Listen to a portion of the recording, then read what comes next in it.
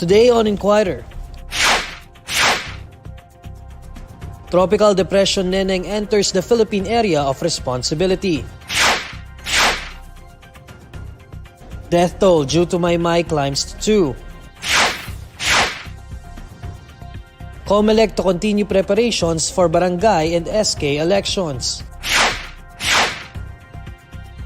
Positivity rates in 7 provinces very high according to OCTA research.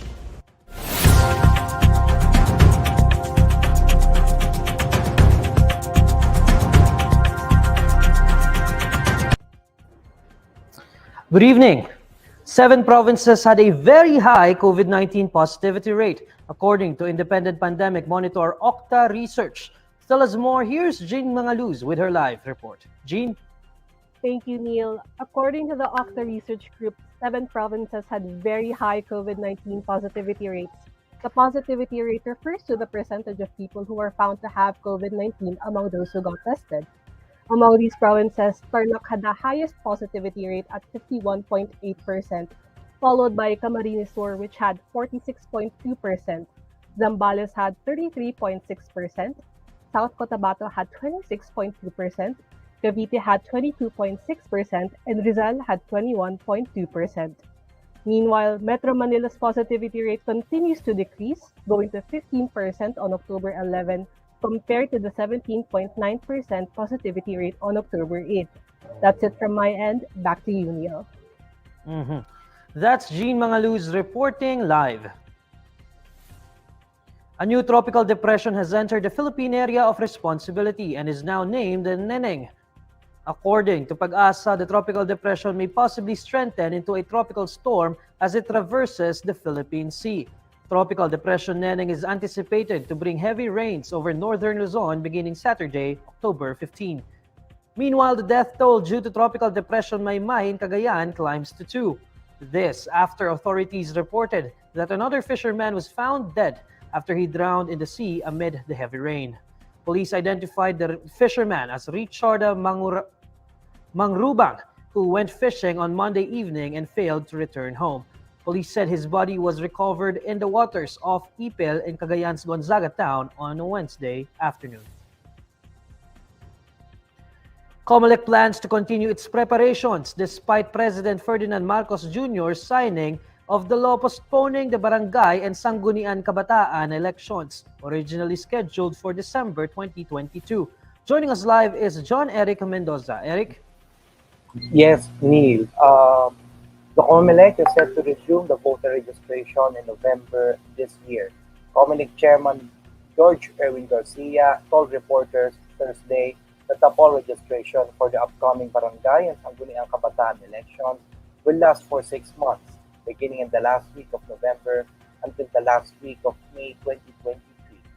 This comes after President Bongbong Marcos signed into law the bill suspending the village and youth election originally scheduled for December 2022. Garcia said it is looking into reactivating 5 million more regular and youth voters by the end of the registration program. The 2022 elections will be delayed for almost another year, as the next village and youth council elections would be held on the last Monday of October 2023 and be held every 3 years after. Despite this, Garcia said that the whole body would still continue its preparation for the elections in case the Supreme Court grants a temporary restraining order against the postponement. Neil? Eric, so the preparation will still continue despite the new law, but I'm just curious, what is the stand of the Comelec on the postponement of the barangay and SK elections? Yes, Neil. Actually, the Comelec has made clear its stand on this. Garcia said it would be better if the elections will push through in December, and the whole body actually continued its preparation even if there are already bills seeking a suspension filed before the Congress. In fact, election watchdogs Legal Network for Truthful Elections, or LENTE, NAMFREL, and the PPCRB also opposed the delay in elections. Neil? Eric, has the Comelec raised any issues possibly arising from this postponement? Yes, Neil, definitely. The Comelec said that the government has to shell out another 10 billion pesos for the conduct of the barangay and SK elections on October next year. That is due to the additional cost of election paraphernalia, cost for the printing of more ballot boxes, and the honoraria for the members of the electoral board. But Neil, as expected, Garcia said that he trusts the wisdom of the president and the lawmakers who pushed for his suspension. Neil? Okay, that's John Eric Mendoza reporting live. Opposition Senator Risa Ontiveros believes it is now high time that the government pressures social media networks to be accountable for the spread of fake news. She made the remark following the recent Pulse Asia survey showing that 86% of adult Filipinos consider fake news a problem in the country. In a statement, the senator said empowering the public to seek out credible avenues for verified information should be a top priority. According to Ontiveros, there is a need to legislate skills-based training and media literacy programs to help the public detect fake news and rebuild the habit of truth-seeking. Meanwhile, other senators differed on whether or not there is a need for a law to combat the proliferation of fake news. Senator Jinggoy Estrada is urging the Senate to start its deliberations on his bill criminalizing the spread of fake news in the country, as he finds the latest survey disturbing.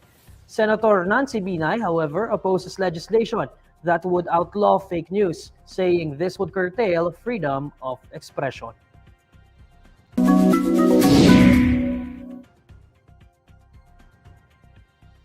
Alamin naman natin ang mainit na balita sa mundo ng showbiz kasama ang ating bandera editor, Ervin Santiago. Ervin?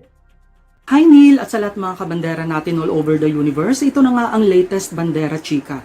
Maraming kumakalat na balita ngayon tungkol sa biglang pagkawala ng phenomenal box office star na si Vice Ganda sa kapamilya noontime show na It's Showtime. Halos 2 linggo na kasing hindi napapanood si Vice sa nasabing programa, kaya kung ano-anong spekulasyon na ang naglalabasan ngayon sa social media. Kesyo may nakaaway raw siya sa production, kesyo talagang sinuspindi raw siya ng management, at kesyo hindi na raw talaga siya babalik sa nasabing programa. Pero ang lahat nga yan, parang fake news lang dahil sa wakas ay nagsalita na rin si Vice sa tunay na dahilan kung bakit absent siya sa It's Showtime. Nangako nga kasi ang TV host sa Madlang People na babalik at babalik pa rin siya sa nasabing programa. Siniguro ni Vice sa lahat ng mga nagtatanong at nag-aalala sa kanya na muli siyang mapapanood sa nasabing programa.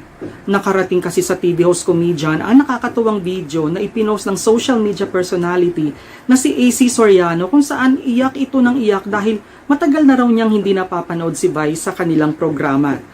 Nang makarating at mapanood nga ito ni Vice, siniguro niya na hindi siya tuluyang mawawala sa programa. Ang sabi ng TV host comedian, marami lang daw siyang labada at sinampay na kailangan tapusin, pero ang promise nga niya, he'll be back soon. Wala namang karagdagang detalyeng ibinigay si Vice tungkol sa isyong ito, pero mukhang loaded na loaded nga siya ngayon sa trabaho dahil nga bukod sa kanyang weekly game show na Everybody Sing, tinatapos na nila ni Ivana Alawi ang kanilang entry sa Metro Manila Film Festival 2022 na Partners in Crime. So ayan na mga kamarites, malinaw na hindi lalayasan ni Vice ang It's Showtime. So ayan ang bandera chika natin for today. Thanks Neil! Salamat, Ervin. And these are the stories you need to know today. I'm Neil Mercado.